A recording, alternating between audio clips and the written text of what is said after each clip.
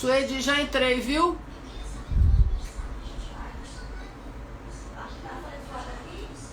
Não, é só para avisar.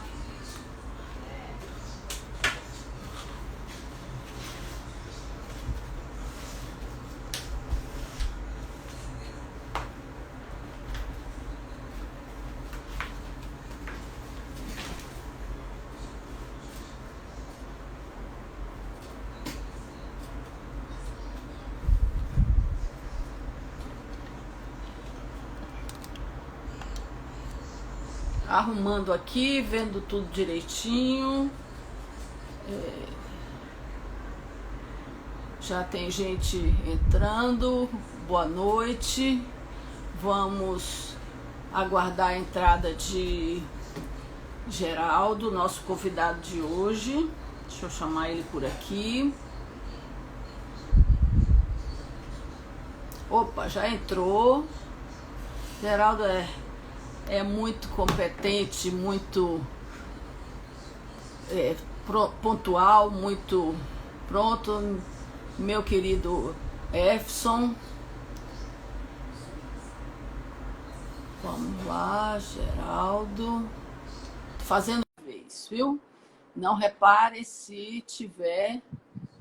Pronto. Não, mas ele entrou. Ó, Eu também fico arrumando meu fica cabelo ajeitando aqui. aqui na hora que eu entro para ver se está direitinho. Depois Boa que a noite, gente entra Geraldo. que vê Prazer direito. enorme. Boa noite. Tudo bom?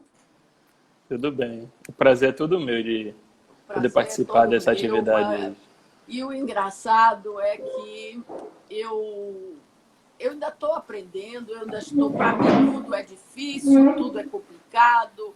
Eu peço ajuda à minha neta, mas ela hoje foi lá para baixo, não voltou ainda. Eu digo, não, eu vou entrar sozinha, não vou. E eu sou super pontual, né? Eu acho que o professor aprende a ser pontual e consegui Sim, com entrar, tá certeza. vendo? Sucesso, estou muito feliz. Muito bom. E eu quero lhe dizer, antes de qualquer coisa, Geraldo, que eu fui muito amiga de seu pai, né? Você sabe disso. Do tempo que éramos solteiros ainda, jovens, e depois ele no cartório, tudo que eu precisava de cartório era com ele que eu ia atrás, saber. Era uma amizade grande, mas uma amizade mais profissional, no caso, né? Mas, de repente, você tem dois irmãos, né? Homens. Irmão homem um. Então, são um homem e uma mulher, é isso? São três vocês? Isso. Ah, Isso. pois Nós é. somos, com minha mãe, somos três Lembro irmãos, bem, né? lembro bem do seu irmão, mas você é muito mais novo do que eu, tem idade para ser meu filho, mas nós sempre tivemos uma amizade, né, interessante, e eu tenho um carinho enorme por você, o mesmo carinho que Baísa tem e expressa, e eu só não lhe chamo de Geraldinho, porque eu acho que nós estamos num ambiente acadêmico e não tenho a intimidade que ela tem para lhe chamar de Geraldinho, mas se chamar alguma vez não vou me sentir desconectada, justamente por conta desse carinho que eu tenho por você, né? Então, fazendo um parênteses aqui, dou as boa noite às pessoas que estão entrando, né? Sejam bem-vindos, eu já vou passar a palavra para Geraldo, mas, por enquanto, vamos conversando só um pouquinho para dar tempo, né, das pessoas Sim, chegarem. claro. E aí, eu já tem um tempo que eu estou querendo lhe chamar, mas pela minha inexperiência e por outras atividades que eu tenho, às vezes chega domingo e eu não escolhi ninguém. Eu tinha pensado em lhe chamar essa semana, mas às vezes acontece da gente chegar segunda-feira e eu chamar e a pessoa não poder, né? Eu chamei Geraldo ontem, não foi? Acho que foi ontem, segunda-feira. Foi anteontem, eu acho. Anteontem, foi no domingo à noite. E aí, às vezes a pessoa não pode ir e eu fico atrapalhada. E eu estou fazendo esse trabalho, que eu estou muito satisfeita, estou gostando muito, com o apoio e a autoridade de Sofia Sabarreto, que diz, não, você vai fazer sim, você vai fazer, eu preciso de você. E ela que vem me incentivando, né? E aí, domingo, ela me ligou. Você já tem a pessoa de terça-feira, toda semana é isso. Você já tem. Não, mas eu vou chamar Geraldo. E se ele não puder? Não, ele vai poder sim, porque eu sinto a presteza dele, ele vai poder sim. E deu tudo certo, né? Então, Fabrício entrou aí, nosso querido confrade, né? Ó, também ele chama de Geraldinho, tá vendo? Então, eu acho que eu vou chamar também. Fique à vontade. Na verdade, é um prazer enorme ser chamado por esse apelido, é um apelido de muito carinho das pessoas mais próximas também. E é até um tipo de apelido que remete bastante a Ilhéus também, que as pessoas são chamadas no diminutivo aqui. Eu digo aqui que eu vim visitar minha mãe, vim passar 2 semanas com ela aqui. Você está em Ilhéus? Estou, vim passar 2 semanas. Por causa da foto sua na Fazenda. Na Fazenda. Você colocou uma foto lá na Fazenda Alegrias. Isso, né? foi. Eu não Com sei certeza. se você sabe, mas você está na minha dissertação de mestrado. Você sabe disso, não sabe? Eu acho que você comentou por conta você me deu uma entrevista. Do Riacho lá. Isso, você me deu uma entrevista e eu agradeci a você, mas nunca lhe dei uma cópia. Isso aí é uma falha que eu tenho também, às vezes, né? Bom, então acho que já entrou bastante gente, eu dou as boas-vindas a todos. E o nosso bate-papo, Geraldo, tem sido muito interessante. Jefferson já assistiu vários e pode corroborar o que eu estou dizendo. Mas ele é muito espontâneo. Eu não faço pauta, eu não quero estar presa a coisa nenhuma. Eu estou lançando um livro esse ano ainda, ele foi para a gráfica ontem, eu estou ainda tratando de orçamento, essas coisas. E eu começo a apresentação do livro dizendo: esse livro representa minha libertação. Porque são 42 anos de sala de aula. Eu tenho 42 ou 43, sei lá, e eu sou muito Caxias. Eu sou presa a horário, eu sou escrava do relógio, e eu sou disciplinada, o que tem que ser feito, eu faço da forma que tem que ser feita. E a questão, principalmente no ensino superior, a gente é muito preso quando a gente não tem tanta autonomia, né? Talvez no ensino público tenha mais. Mas eu trabalhei desde 2005, né, em empresa privada, agora até dezembro de 2020. E eu tinha que fazer isso, tinha que fazer aquilo. Eu não podia ler o que eu queria ler, porque não dava tempo. Eu não podia estudar o que eu queria estudar. E agora eu estou me libertando. Eu falo do que eu quiser falar. A gente não tem essa obrigatoriedade de seguir um roteiro, né? E eu me lembro muito de Zé Nasal, uma vez que eu eu dirigi um seminário no Teatro Municipal, e ele me disse: não gostei de você falando presa a papel, eu prefiro você falando espontaneamente. E eu não esqueço disso, só que isso tem 20 anos. Eu tenho que me preparar, ler muito, eu leio bastante o que eu quero falar, mas eu procuro ser espontânea, falar o que vem, o que eu tenho vontade de falar. Então, nossa live tem sido assim, tem dado certo. E eu gostaria, assim, que você falasse sobre coisas que você veja que eu não lhe pedi nada. Coisas que você gostaria de falar, de falar do seu trabalho, né? De como você... Eu descobri que as pessoas gostam de falar de si mesmas. Eu mesmo gosto muito de dizer o que eu gosto, como é que eu gosto, né? Então, suponho que você também goste, né? Se você tem uma produção, você e a Leilson me deixam tonta, porque você e Neuza, vocês estão o tempo inteiro fazendo poesia, o tempo inteiro rimando, né? Então, eu gostaria de dizer o que é que representa a poesia para você, como que você trabalha, não é? Você, de repente, saiu de Ilhéus, foi para São Paulo, eu não sabia nem que você tinha namorada, você já tinha casado, né? Então, porque a gente não tinha uma ligação tão estreita, né?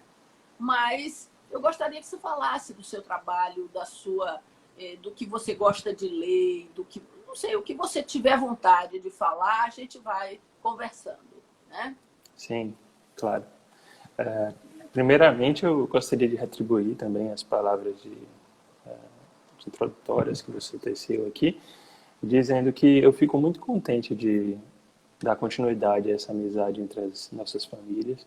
Meu pai tinha uma admiração muito grande por você e essa admiração lá termina sendo transmitida também, né? Quando ele conta sobre a amizade que tem, sobre o porquê admira a pessoa. E daí eu já vou até predisposto a ser um bom amigo, digamos assim. E fico muito contente com isso, também de poder fazer parte, de a gente poder bater esse papo. E a informalidade é fundamental para a gente também conseguir capturar a natureza, né, das coisas. Então, acredito que bater um papo sem pauta consegue traduzir melhor a essência do que a gente vai discutir hoje aqui, que no fundo é um pouco de nós mesmos, né? Com relação à poesia, é para mim uma inquietação, por isso que estou sempre envolvido com atividades, né? Às vezes não estou escrevendo, às vezes não escrevo, daí eu inicio um determinado outro projeto, ou tento gravar um vídeo, ou tento fazer alguma coisa na internet, submeto material édito ou inédito para revistas, então faço essas buscas pela internet, também por contatos.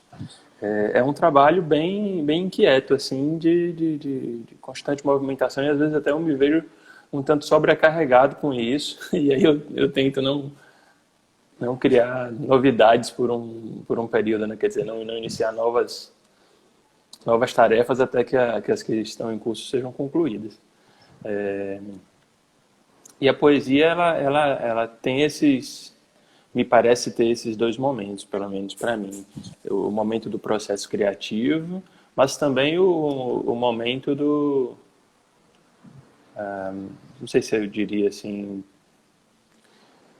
se seria um processo mais de execução, né, de divulgação, contato, marketing, relacionamento com outras pessoas da área, manter esses contatos, trocar figurinhas, discutir a poesia, né, não só produzir sozinho, mas discutir a produção com outras pessoas.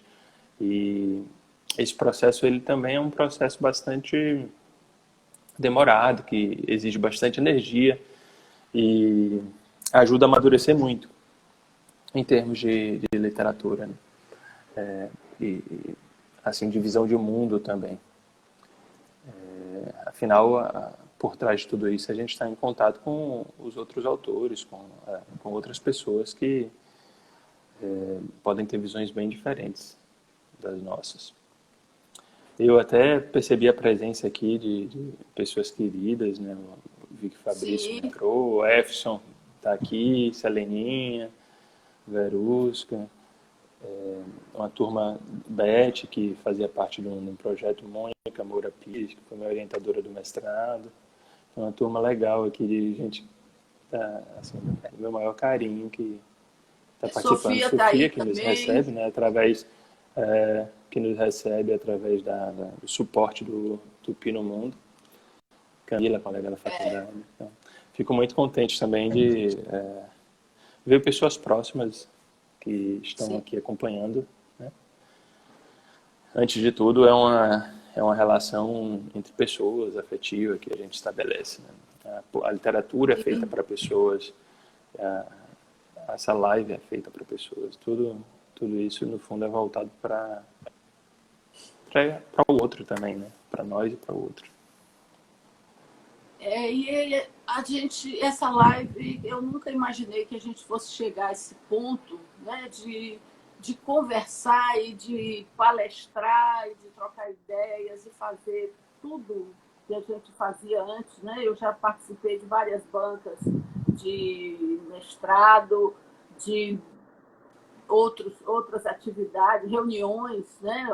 Eu acho que para nós da academia criou um laço espetacular, porque hoje nós estamos muito mais próximos do que se estivéssemos morando todos na mesma cidade, porque ao mesmo tempo que eu estou em Aracaju, que você está em Ilhéus ou em São Paulo, a Leilson em Salvador, a gente está o tempo inteiro se comunicando.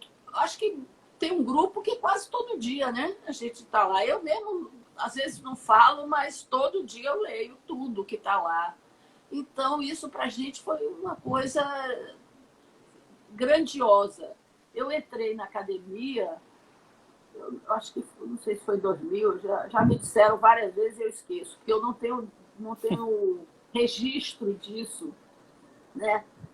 A minha posse, você leu outro dia, você sabe Sim. como foi. Muito boa. Sui generis, completamente diferente, tinham 6 ou 7 pessoas somente. E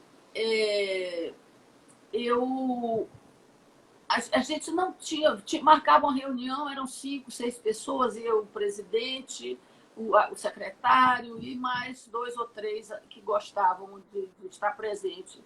Hoje não, a reunião nossa tem 15, 20 pessoas, né? Então, para nós, essa virtualização foi fantástica. Eu acho uma coisa...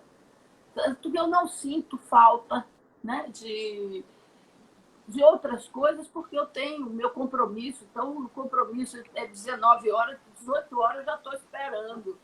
Eu não fico, para não chegar correndo, e pode, às vezes, não dar certo. Hoje, que bom que deu tudo certinho, entrou muito bem, mas nem sempre acontece isso, né? Então, eu acho que essas lives foram... E tem live para todo gosto, né? Todo Live, gosto, né? A minha neta disse, eu tenho um amigo que faz umas lives, ele só fala besteira, eu não tenho paciência para assistir, não. Então, quer dizer, se você quer assistir, se lhe interessa, você fica. Se você não quer, você não precisa sair escondido. Sim. Já desligou, está pronto, saiu, está fora. Né? Então, eu acho que eu verdade. Muito desse outro lado, né, de uma nova experiência. É interessante também que isso foi assim, um impacto positivo da pandemia, porque essas ferramentas de conexão, elas já existiam quando a pandemia ocorreu. Elas não eram usadas por nós fomos forçados a migrar para esse sistema, né, de comunicação mais digital, e vimos como essa realidade também é possível.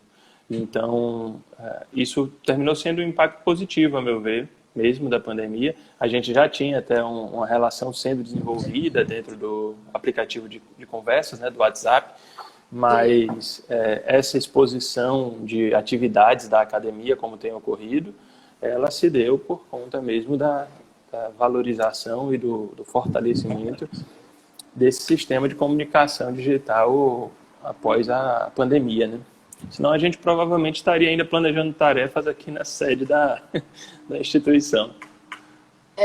Exatamente. Então, e como é que está você aí de novas... Já tem algum livro para sair, alguma coisa assim? Porque você é de uma produção imensa, né? Eu tenho uma parte inédita de poesia dos últimos, acho que 2 anos. Não sei se tem corpo ainda para fazer um livro. Acredito que isso vai ser um pouquinho mais para frente.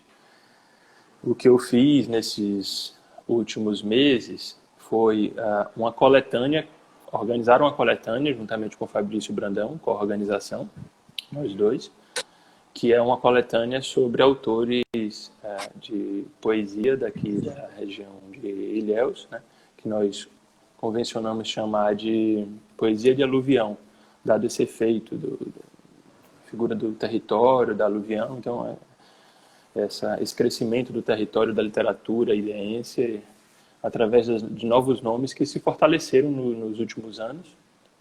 E a gente fez uma escolha, fez um trabalho, seleção e etc. E esse livro ele deve sair em breve, que é um livro de coorganização com 15 autores e autoras. Né? Ele vai sair pela Patuá, já está em fase de editoração, e a gente deve receber a primeira prova ainda para aprovação. O que eu fiz também é que eu tenho ao todo 6 livros publicados. Os meus 4 primeiros livros, A Espera do Verão, Amenidades, Alguma Sinceridade e Massapê, eu tinha publicado pela editora Mondrongo, que é uma editora aqui do sul da Bahia. Sim, conheço. Editora muito forte, muito importante daqui da região. E eles esgotaram há algum tempo atrás e eu decidi reunir todo esse material em um único livro, que para mim ele marca a minha trajetória de autorreconhecimento como poeta. Quer dizer, desde a primeira publicação até esse 4º livro, é no 4º livro que eu vou realmente assim acreditar naquilo que... Quer dizer, não que eu não acreditasse antes, mas eu olho para a produção do 4º livro, é uma produção que eu enxergo com melhor maturidade, assim, pensando nesse processo de formação da literatura, sabe? Então eu reuni todos eles, pensando justamente em criar uma obra que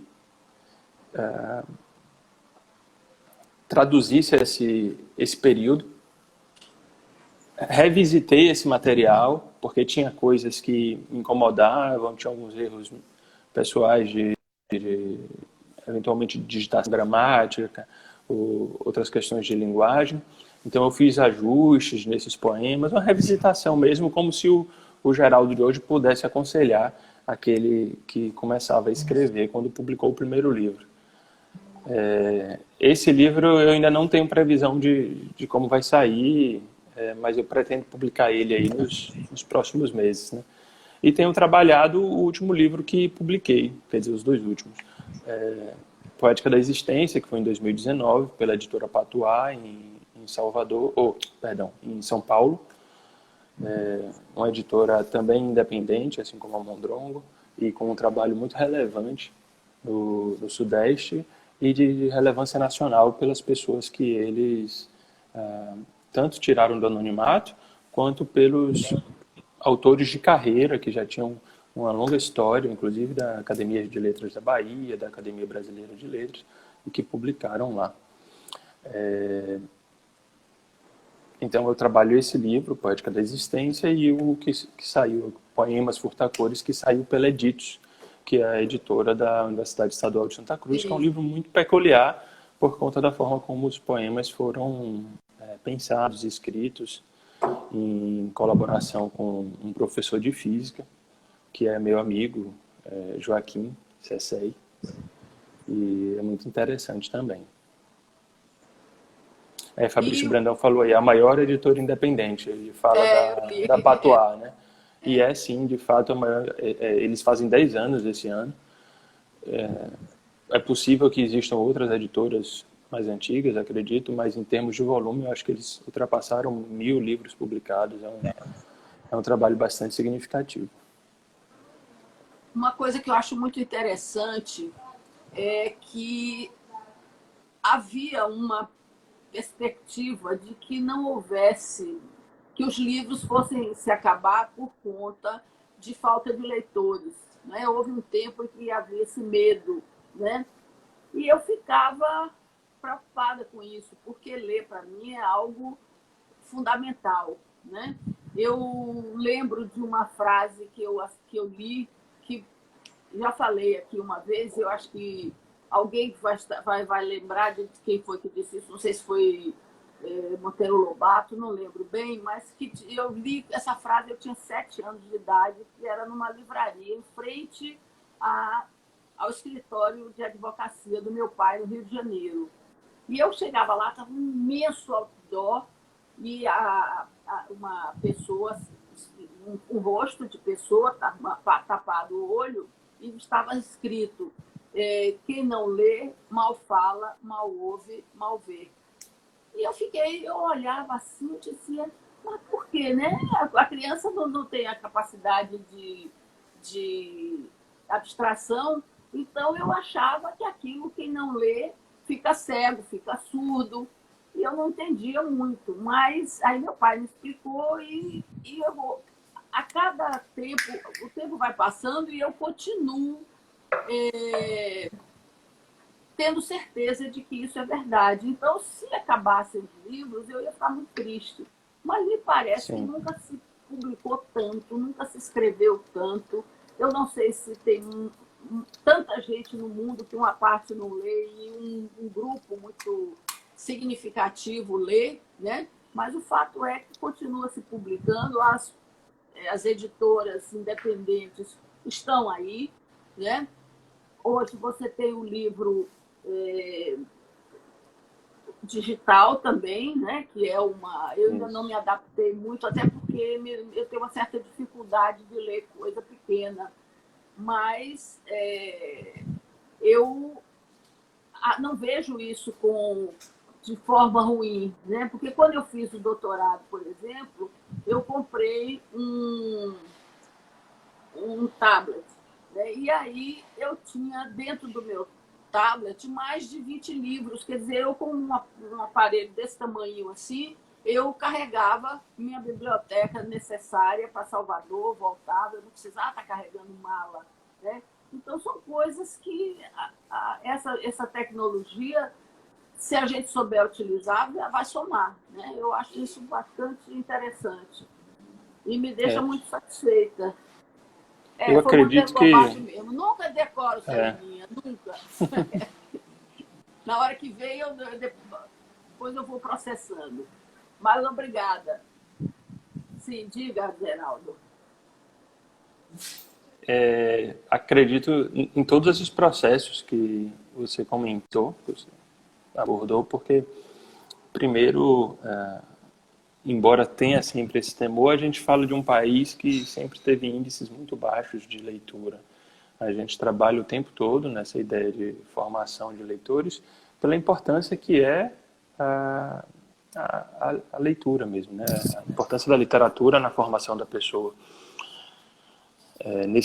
Nessa formação cognitiva, formação social, identitária. Então, a literatura ela é capaz de estabelecer uma cultura nacional e diversificar também essa cultura nacional, estabelecer processos importantes das questões da sociedade, né? Então, a gente trabalha o tempo todo tentando criar essa formação, esse público leitor, mas é realmente um trabalho muito difícil. Falando-se de Brasil, também é um trabalho muito delicado. A gente também tem questões socioeconômicas que têm grande impacto no acesso ao livro. A gente vê políticas que têm dificultado o acesso ao livro sendo incentivadas e, ao invés de incentivar o livro, né? Além de não incentivar o livro, desincentiva o livro. É até contraditório isso. E esse é um bloco de circunstâncias, né?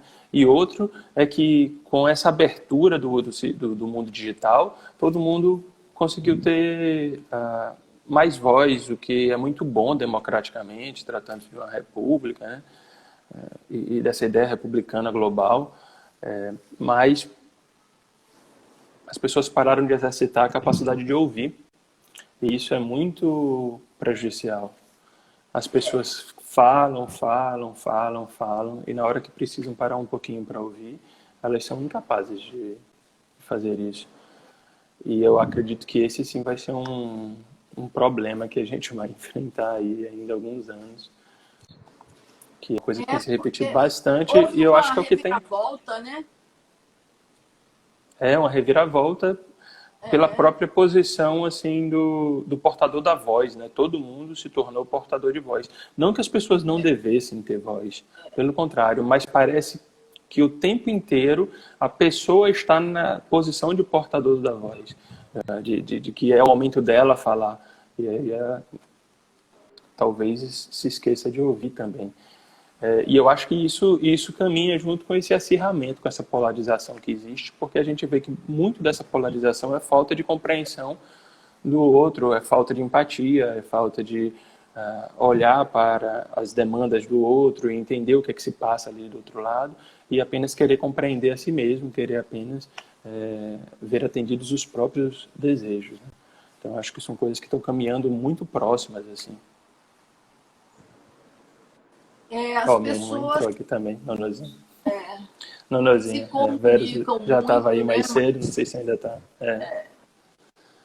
De forma unilateral, né? Uhum. Elas falam e nem sequer ouvem, perguntam e não ouvem a resposta. Isso é muito complicado, né? Porque um diálogo é feito de duas pessoas, né? Não é de uma só. Então é difícil. E Eu até a tenho. dialética clássica pressupõe isso, né? Tese, antítese, para ter a síntese. Não adianta você perguntar se não está disposto a ouvir, porque muitas vezes a gente pergunta e quando a pessoa responde e aquilo contraria o seu pensamento, a inflexibilidade é um problema muito grave, assim. Então, se pergunta, esteja disposto a ouvir também. A querer compreender o que a pessoa tem a E dizer. você não goste da resposta, né? Sim. Nesse ponto, eu costumo dizer que eu sou socrática, porque eu posso não gostar do que você diz, mas eu respeito o seu direito de dizer, né? Eu não tenho, eu tenho por base, eu discuto com pessoas educadas, né? Que podemos construir alguma coisa dentro daquela discussão. Ela pensa de um jeito diferente do meu, mas a gente constrói alguma coisa. Agora, com pessoas mal educadas que começam a ficar agressivas, eu não discuto com essas pessoas, porque não vai levar a lugar nenhum, vai levar a uma inimizade, talvez. Né? Então, melhor não discutir. Mas eu respeito muito o direito das pessoas. Inclusive, eu não sei se Fabrício ainda está aí. Fabrício, você ainda está aí? Não foi com você, eu vou falar de uma forma um pouco enigmática, eu não vou explicar o que foi, mas geral talvez saiba do que eu estou falando. A gente tem certas pessoas, mesmo próximas, mesmo na família, que não dá para a gente discutir, porque são pessoas que querem impor um modo de pensar. Viu, Fabrício? Eu acho que você está entendendo o que eu estou falando. Então, eu prefiro não ir levar adiante, né? Determinadas, principalmente nos dias de hoje, questões político-partidárias. Não dá, para mim, não dá. Eu não tenho, não tenho condições realmente de discutir politicamente coisas que eu não compreendo. Né? Então, eu acho que eu encerro aqui essa minha fala, mas é porque o Fabrício estava aí, eu queria falar isso para ele, mas não adianta, não resolve. Né? A gente continua pensando igual. Eu sou muito filosófica nesse ponto, eu tenho total humildade para dizer eu estava errada, me desculpe, eu pensei assim, mas eu estava errada, não vejo nenhum problema nisso, mas tem pessoas que não aceitam. Né? Então, essas coisas a gente não... E é o que está ocorrendo muito, essa intolerância, essa questão racial. Gente, eu acho isso tão... Eu até me recuso a falar em racial, porque eu acho que só existe uma raça, a raça humana. Né? Porque não tem o que dizer quando a outra parte é muito agressiva. Não tem o que dizer.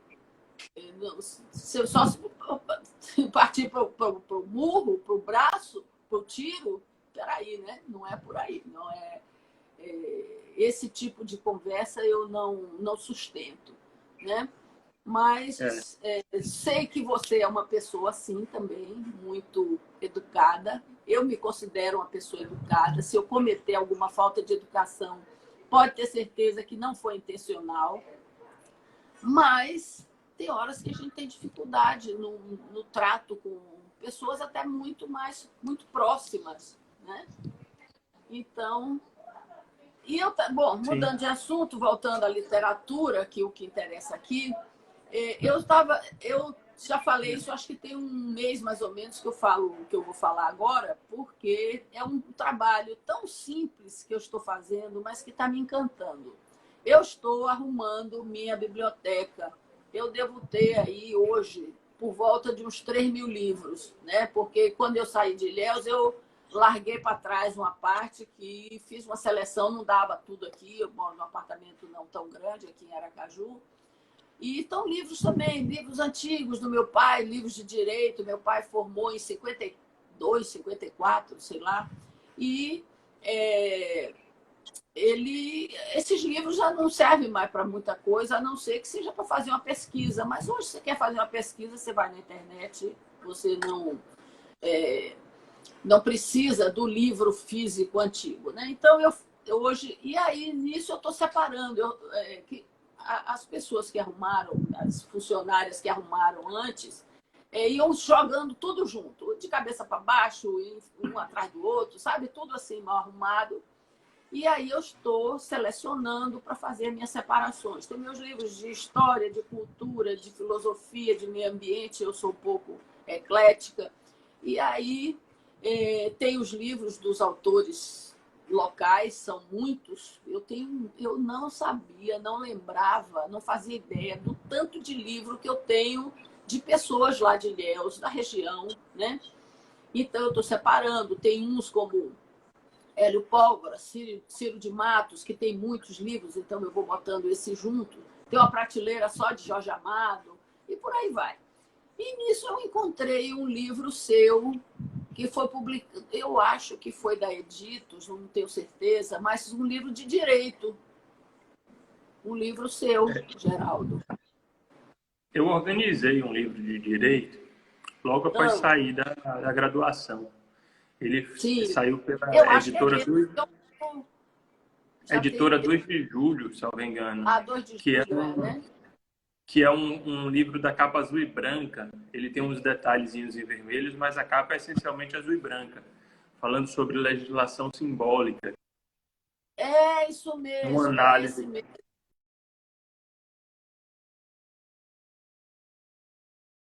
direito, somente publiquei artigo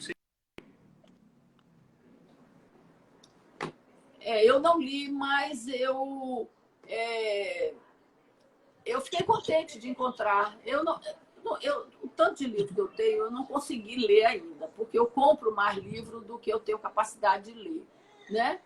Mas concordo com Efson o falou até Efson. aí, o professor Wilson. Esse professor Wilson é o fundador da editora. Ah, sim. Isso, da editora 2 de Julho. Desculpa, foi um aviso da bateria aqui. Eu tirei o fone de ouvido até por essa razão. O professor Sim, Wilson e o filho dele que cuidavam da editora. Quer dizer, cuidam ainda, né? sim. É de Salvador, né? Eu não É, de sei por que eu Salvador. achei livros, mas eu tenho muito livro da Editos. E É interessante essa situação, porque eu também tenho uma ligação muito forte com a literatura contemporânea. Eu gosto de me situar na questão do espaço-tempo que estamos vivendo e de compreender bem como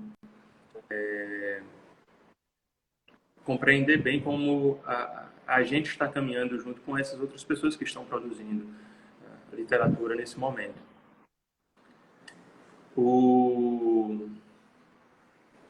Eu tanto leio a literatura daqui, da região, né, do Eixo Ilhéus Itabuna, literatura do Recôncavo Baiano, literatura da capital baiana, da região de Salvador, da região metropolitana, mas também literatura em todo o Brasil nesse sentido. Eu sempre gosto de buscar essas informações e hoje com a internet fica muito fácil conseguir um livro que tenha sido publicado num estado distante de nós, ou às vezes até conseguir encontrar um bom escritor que, embora não tenha livro publicado, disponibiliza sua produção na internet. Então, eu gosto bastante de ter essa relação com a contemporaneidade, claro que sem dispensar os livros clássicos e aquele que seria o rol ali, né, dos títulos mais famosos, mas eu gosto de equilibrar bem essa relação e às vezes até termina dando preferência para a literatura contemporânea, porque acho fundamental que a gente esteja situado no tempo também, conheça o que tem sido feito.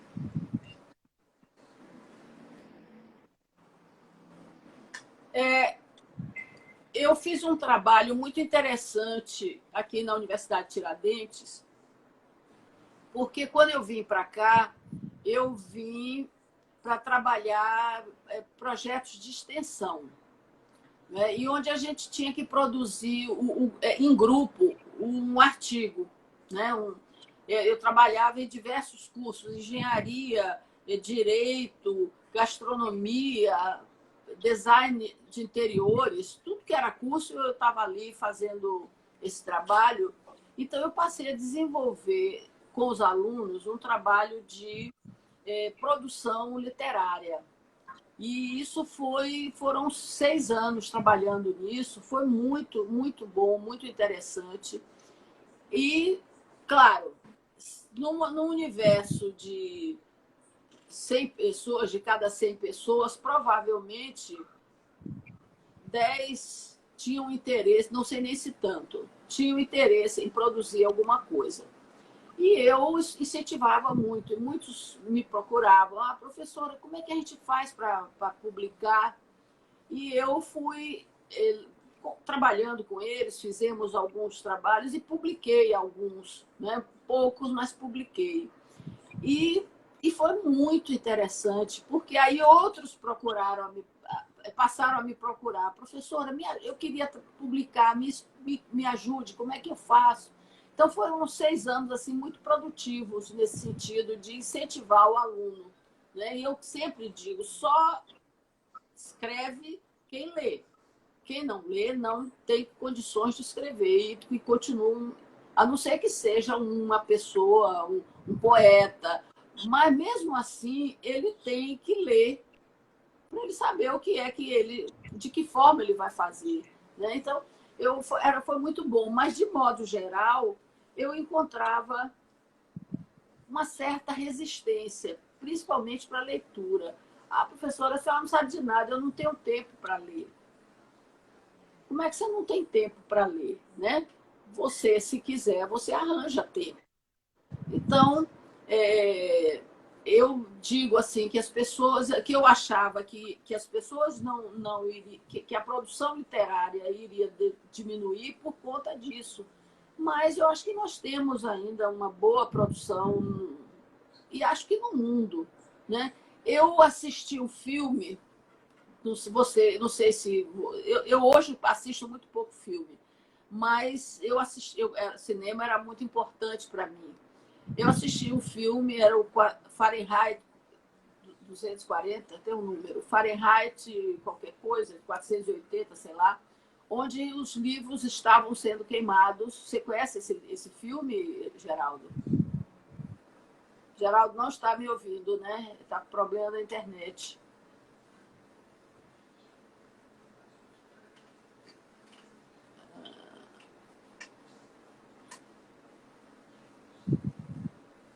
E aí?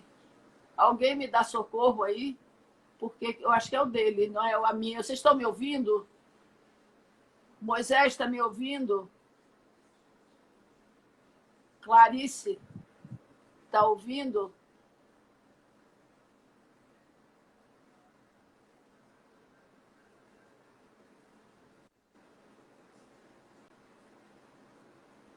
E agora? Efson, tá me ouvindo, Efson?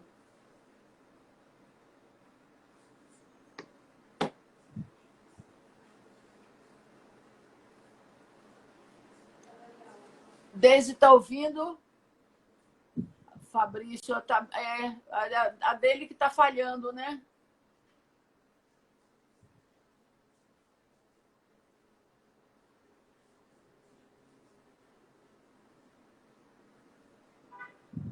A dele falhou de ler. Ele parece que ele saiu ou... Vamos ver aqui. Vamos aguardar um pouquinho, gente.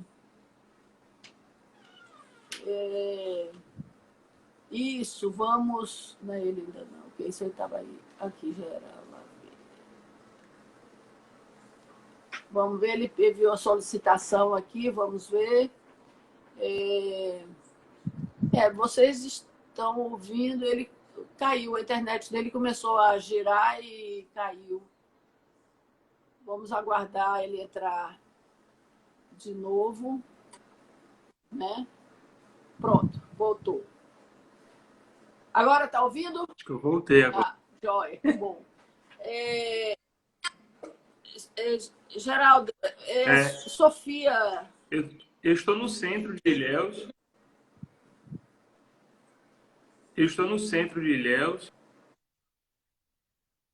Agora e estou conectado no 3G. Deve ter sido alguma falha de conexão do telefone mesmo. Deve ser.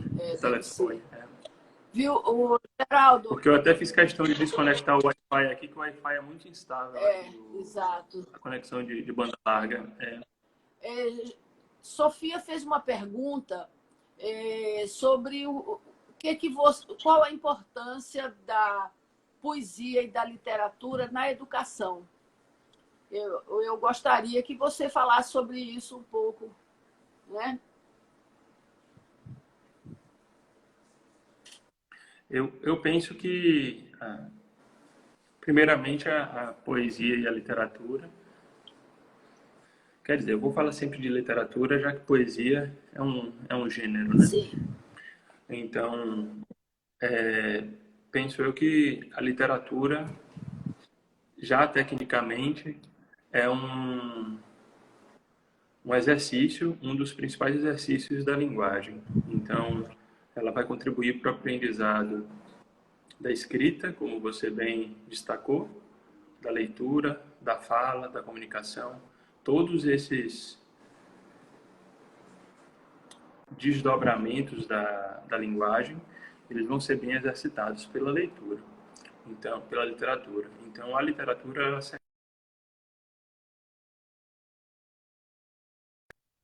portuguesa ou da língua. Sim. O aprendizado da língua, né? E parou aqui. Voltei, eu acho. Voltou, ou da língua. Voltou. Ou da língua, né? Já com relação à literatura em termos de formação da pessoa, penso que ela é capaz de contribuir para para a formação cognitiva, para a formação da criatividade, para instigar o pensamento, ter noção da realidade, conseguir conscientizar uma pessoa a respeito do mundo em que vivemos e conseguir também transmitir, né? Estabelecer um diálogo com outras pessoas, de um modo geral. Então, ela teria esse aspecto cultural também muito forte, mas cultural no sentido mais amplo possível, não só nesse sentido de cultura como uma questão de entretenimento ou uma questão de lazer, mas sim cultura enquanto cultura formadora de um povo, a cultura que embasa a formação de uma pessoa, né? E a literatura é quem abre essas portas da imaginação, da criatividade, da cognição. Através da literatura, a gente consegue ensinar todas as outras áreas de conhecimento. Isso não necessariamente é verdadeiro, ao contrário. A gente consegue ensinar exatas através da literatura, mas exatas podem não conseguir ensinar literatura para o leitor. Então, um bom leitor vai saber ler uma mensagem, ainda que matemática, Sim. mas um bom matemático, em termos de número, talvez não consiga fazer a leitura de um texto, né, na mesma condição. Quer dizer, não estou subjugando as áreas de conhecimento, não é isso. Mas é estabelecendo a Não, literatura é como perfeito. um exercício próprio do canal de comunicação. Então, quando a gente vai trabalhar um livro, de qualquer área que ele seja, ele é também literatura, ele é também um conteúdo de comunicação. Então, a literatura ela é fundamental nisso, em todo esse processo de aprendizagem. E a comunicação, Seleninha colocou ali, compreensão do mundo. Né? A gente só compreende o mundo a partir da linguagem. Né? Só existe cultura a partir da linguagem, da comunicação. Né? Então, a linguagem ela se mistura com a literatura, porque a literatura é feita com a linguagem. Né? Então, são coisas assim que nos fazem entender por que as coisas ocorrem, como ocorrem, né? E se você não tem um contato com o mundo, provavelmente você não vai nem saber ler esse mundo. Não é? Quando a minha pequena aqui, né, Letícia, ela tinha uns 4 anos, 5 anos, eu fui buscar, ela estudava no comecinho de vida, e eu sempre fiz isso com minhas filhas e depois fiz com ela. Nós vínhamos descendo ali para o Pontal, na ponte, e a lua estava surgindo, assim, linda, maravilhosa, imensa, né, nascendo mesmo no mar. E aí eu virei para ela e disse, minha filha, olha que coisa linda a lua. Ela olhou para mim e disse, ô vó, ela está pendurada aonde? Então a lua no céu não parece que está pendurada, mas a lua nascendo, né, ela ficou sem compreender de onde surgiu aquilo. Quer dizer, se a gente não tivesse a utilização da linguagem, do conhecimento, a gente não ia compreender aquilo. Né? Não é isso, Seleninha? A gente compreende a partir da linguagem. É um transmitindo para o outro, e isso é que faz a cultura, é isso que estabelece a cultura. Né? Então, vamos... Deixa eu olhar. E não é à toa, Como não é? é à toa que... Sim. Eu digo, não é à toa que regimes... Tá perdendo. Não é à toa que totalitários costumam atacar do conhecimento do e do país. A gente vê isso praticamente em diversos países do mundo, né? Porque a cultura e a literatura, quer dizer, o livro enquanto veículo de conhecimento, ele é capaz de dar autonomia ao leitor, à pessoa que tem acesso ao livro. E essa autonomia, ela é fundamental para os dois regimes que mais prezamos, de democrático e republicano, e ele termina sendo perigoso para outros regimes, né? Então, a literatura tem essa força. Ela é a linguagem condensada, o conhecimento, tudo pensado ali. E às vezes até de forma sutil, porque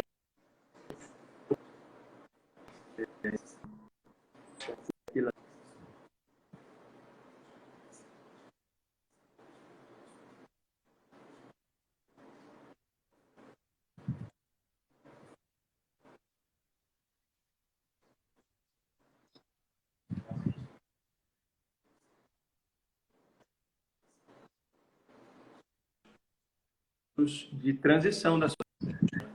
A gente pode falar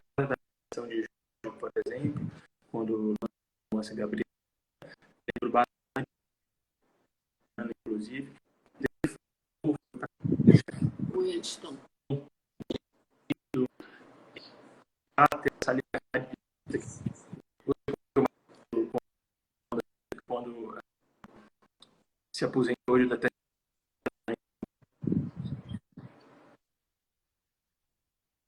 associado. E a questão da discussão da mulher.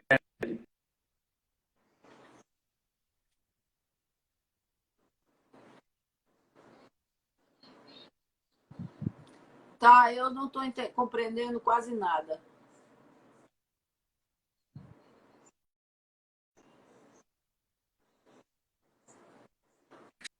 Se eu tentar...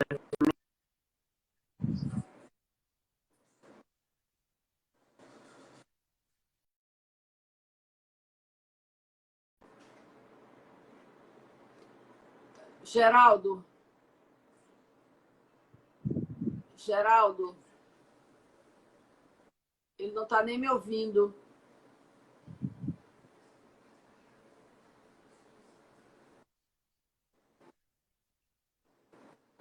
Você acha que... Está falhando. Geraldo, você me ouve? Sim. Sim, eu ouço. Então, saia e volte. Deixa só eu... Porque falhou bastante. Eu vou tentar. Eu acho que é a laje do... Talvez se a gente ficar assim, você acha que melhorou? Agora melhorou. O Efson, qual foi a pergunta que você fez?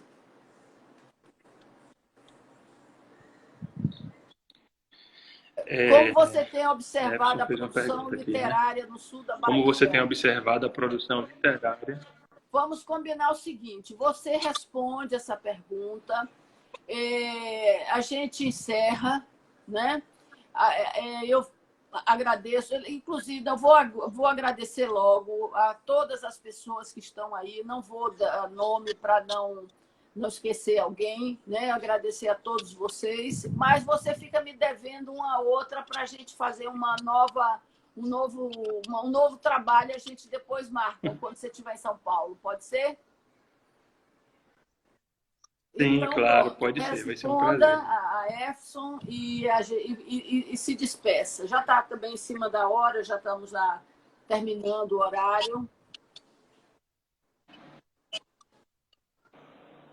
Tá bom. Eu vejo um movimento muito eclético no sul da Bahia, um movimento que conversa e está conectado com o restante da realidade nacional, com a literatura que se produz em outras regiões do país. Mas, assim como essas produções de outros lugares, de outros espaços, ela tem as suas particularidades, ela consegue descrever bem a sua realidade local e, de alguma maneira, também se inserir digamos, na linguagem universal da literatura. A gente tem produções na literatura do sul da Bahia de todos os gêneros, de poesia e de prosa. A gente tem visto novos autores se destacarem na poesia, principalmente na poesia mais livre e na poesia engajada, digamos assim, na poesia de uma certa forma politizada. E na questão da prosa, a gente tem contos, romances, literatura infantil, e a poesia também tem poesia infantil, né? E a gente tem visto esses autores se desenvolverem bastante e dialogarem muito com os autores do restante do país. A internet que abriu essa porta para a academia poder passar a divulgar informações e fazer eventos públicos com mais facilidade, também contribuiu muito para que os autores se conectassem, se conhecessem, e autores que possuem afinidade estão muito próximos através da internet, embora geograficamente distantes. Então, eu vejo no sul da Bahia uma realidade muito favorável. Eu acho que a gente vai ter uma geração de grandes autores relacionados com o sul da Bahia, de novo, mais uma vez. Já está desgastada aquela frase de Adonias, né, de que o sul da Bahia, além de cacau, produz escritores. E eu acho que vem aí já vem aí, eu acho que uma nova leva assim de escritores de peso que vão entrar para o cenário da literatura baiana e nacional assim com facilidade. Eu acho que eu vejo com muito ânimo tudo isso. Eu acho também. Bom, bastou eu dizer que ia acabar, melhorou, pelo menos isso, né? A coisa do apartamento, a laje do apartamento também dificulta, às vezes, a conexão 4G, a laje corta. Não sei porque começou bem e depois ficou ruim. Escolhi um lugar que eu já tinha feito antes uma transmissão. Não escolhi o lugar à toa, eu já tinha feito antes uma transmissão com 4G e tinha funcionado bem. Não sei por que dessa vez falhou, talvez instabilidade mesmo. Ilhéus, quando chove, hoje está garoando aqui. Fica também essa. Mas eu queria agradecer a possibilidade de eu também ter participado, a sua paciência com os meus defeitos de conexão, a paciência das pessoas que assistiram a live, que continuaram aqui, que persistiram desde o início da transmissão também. E fico muito contente de poder discutir assuntos de tanta importância para mim e para a academia também.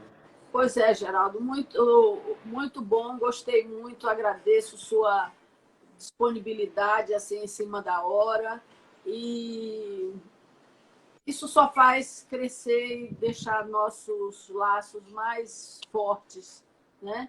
E hoje eu lhe digo, eu sempre, claro, quando entrei na academia, eu entrei porque me senti muito honrada de ter sido convidada para fazer parte desse grupo seleto. Mas hoje eu tenho um orgulho de fazer parte da academia por tudo que a gente, pela nossa união, pela nossa forma de nos tratarmos, de nos respeitarmos, mesmo com diferenças, né? Isso é importantíssimo, acho que sejamos todos diferentes, nada que é tudo igual, nem caminhão, nem ônibus cheio de japonês é igual. Então, não seríamos, né, iguais assim. Então, obrigada, um beijo grande, um beijo para sua esposa e para sua mãe também, para seus irmãos, né, aqui de Aracaju. E um abraço aí para todo mundo, um beijo para todo mundo que estava presente, né? Eu agradeço muito. É isso, um beijo para todo mundo também. Um abraço para todos. E um beijo muito especial para você, Maria Luísa, e para a Sofia, que nos ampara aí nessa transmissão também. Isso, com certeza. Um beijo na família. Tá bom, obrigada, hein? Vou desligar. Tchau, tchau. Tchau.